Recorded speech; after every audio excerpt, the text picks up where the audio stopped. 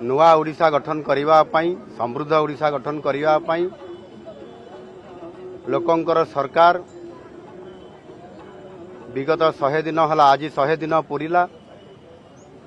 ये 100 दिन महाप्रभुंकर ये श्रीक्षेत्र रे बड़दाण्डर आमर शरधा बाली रे आज एक 100 दिनिया पालनर पर्व थिला आ से शुभ अवसर रे आज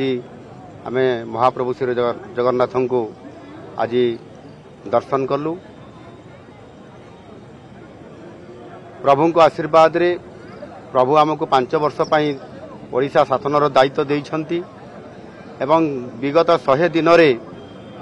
प्रभु को आशीर्वाद रे अनेक कार्य संपादन हेइछि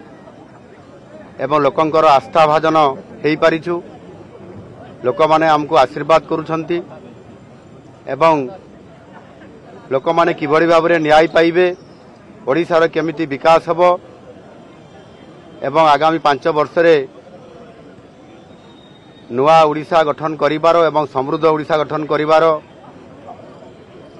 जो विकासर रास्ता बाहरी ताहा आगेइबो सेतिपय महाप्रभु को निकट रे प्रार्थना करिछु।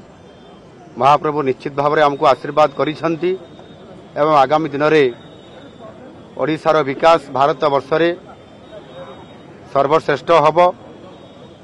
आउ सेतिपय प्रभु को निकट रे प्रार्थना जणैछु।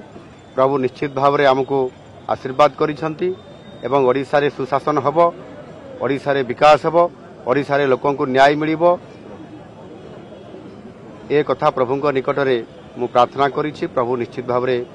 आशीर्वाद देइछंती। देखंतु स्पष्ट भाव निर्वाचन पूर्वरु आम दलर शीर्ष नेतृत्व से घोषणा पत्र रे पॉलिटिकल मैनिफेस्टो रे बा आमर संकल्प पत्र रे आमे ताकू लिपिबद्ध करी लोकंक पाखु जाइतु से स्पष्ट अछि ये 5 वर्षर ये मैनिफेस्टो रे समय अनुसार आवश्यकता अनुसार ओडिशार विकास क्षेत्र में समस्त योजना गुड़िक घोषणा हब और घोषणा मध्य हेई चली एणु व्यस्त होबार नहीं। प्रभु को आशीर्वाद रे ये समस्त काम